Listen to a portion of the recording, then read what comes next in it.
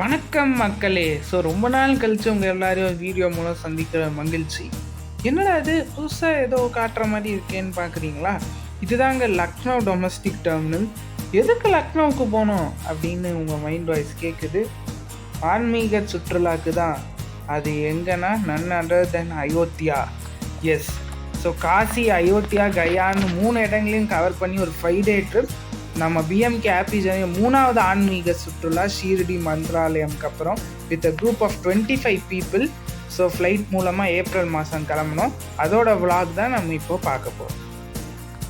Chennai to Lucknow ஃப்ளைட்டில் இறங்கிட்டு லக்னோவிலேருந்து 3 hours travel பண்ணி அயோத்தியா ரீச் ஆனோம். முதல் நாள் அயோத்தியா தான் கவர் பண்ணோம். இந்த விளாக் ஃபுல்லாக அந்த அழகான அயோத்தியாவில் என்னென்ன விஷயங்கள் இருந்தது, ராமர் தரிசனம், அது எல்லாத்தையும் கவர் பண்ண போகிறோம்.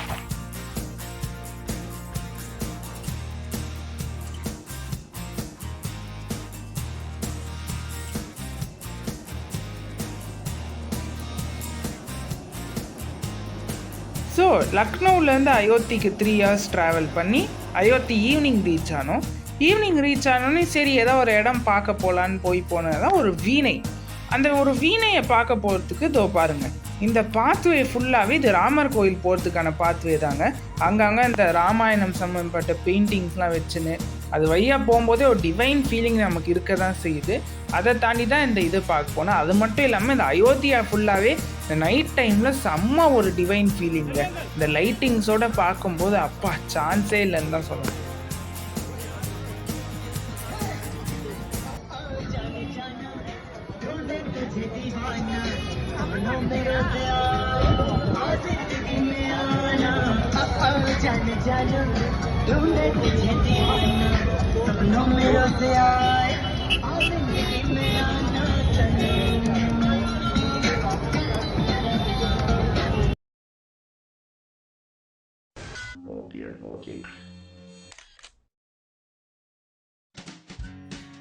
இதுக்கடுத்து பார்த்தீங்கன்னா இதெல்லாம் முடிச்சுட்டு ஹோட்டலில் போய் அப்பாடான்னு சாஞ்சு செக்இன் பண்ணிட்டோம்.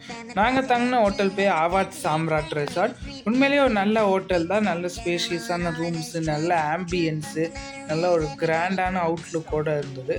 அங்கே தங்கிட்டு அடுத்த நாள் பிரேக்ஃபாஸ்ட் சாப்பிட்டுட்டு சைட் சீயிங்க்கு கிளம்பிட்டோம். மக்களே, முதல்ல நம்ம வந்த இந்த இடம் தான் இந்த சிற்பக்கூடம்.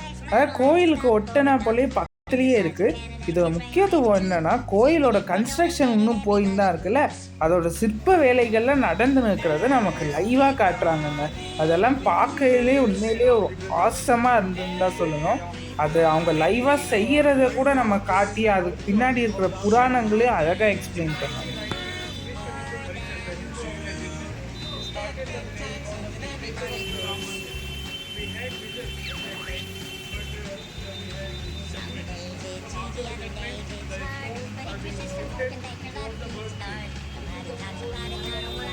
அவர் சொல்கிறதுலே தெரிஞ்சிருக்கும் அவர் என்ன சொல்கிறாருன்னா, இங்கே கிட்டத்தட்ட 50,000க்கும் மேற்பட்டவங்க ஒர்க் பண்ணுறாங்களாம்.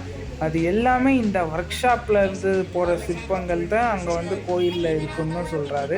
அதுவும் இல்லாமல் 2025 ஃபுல் கன்ஸ்ட்ரக்ஷன் ஆகுறது வந்து இந்த ஒர்க் ஷாப்போட ஒரு முக்கியமான ஒரு பிரதானமான வேலைன்னு சொல்கிறாரு.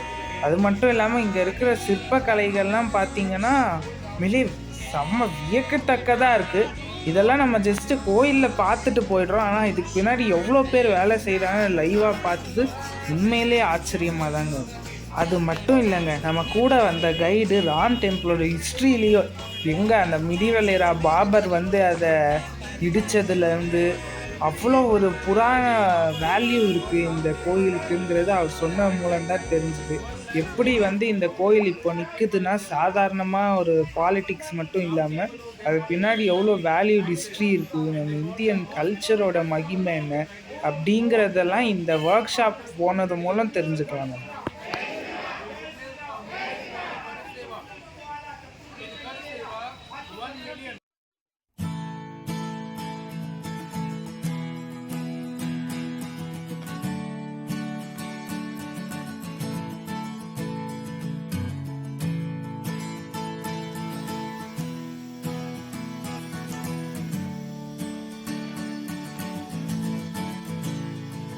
Okay na. Captain yan.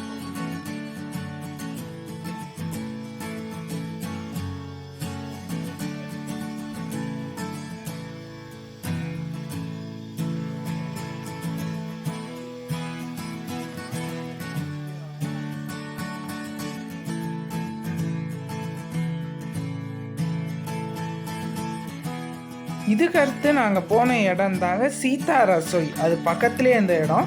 இது வந்து சீதை கோயில்னு சொல்லலாம். இதுக்கு ஒரு வித்தியாசமான மித்தாலஜிக்கல் ஹிஸ்ட்ரி சொன்னாங்க. அதுதான் வியப்பாக இருந்தது. சீதைக்கு வந்து சமைக்க தெரியாதுன்னு அவங்க முதல்ல சமையல் கற்றுக்கிட்ட இடம் இதுன்னு சொன்னாங்க. சொல்லப்போனால் ஒரு கிச்சனே காமிச்சாங்க, ஒரு பழமையான கிச்சனு. அங்கே தான் முதல்ல அவங்க சமைக்க கற்றுக்கிறதுதாகவும் புராணம் இருக்குதுன்னு சொல்கிறாங்க. சொல்லப்போனால் அதே கிச்சனில் தான் இன்னும் வந்து சமைச்சு டெய்லி ஒரு 100 பேருக்கு அன்னதானம் போடுறதாகவும் சொல்கிறாங்க. இதெல்லாம் வந்து உண்மையிலேயே ஒரு ஆன்மீக சுற்றுலா மட்டும் இல்லாமல் ஒரு மித்தலாஜிக்கல் ஹிஸ்ட்ரியை தெரிஞ்சுக்கிறதுக்கு ஒரு இன்ஃபர்மேட்டிவாகவும் இருந்திருந்தாங்க சொல்லுவாங்க.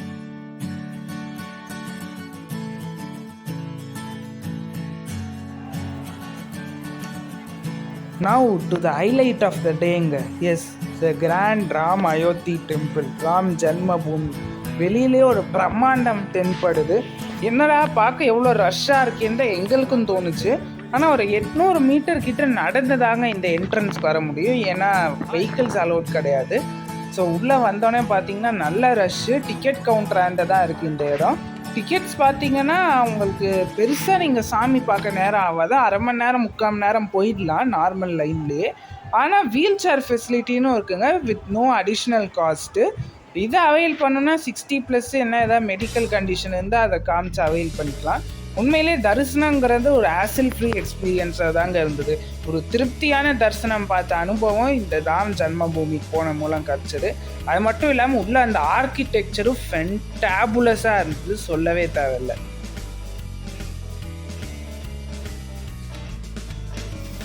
மக்களே, இதோட நம்ம இந்த விளாகோட எண்டுக்கும் வரோம். ஆனால் இது வெறும் ஆரம்பம் தாங்க.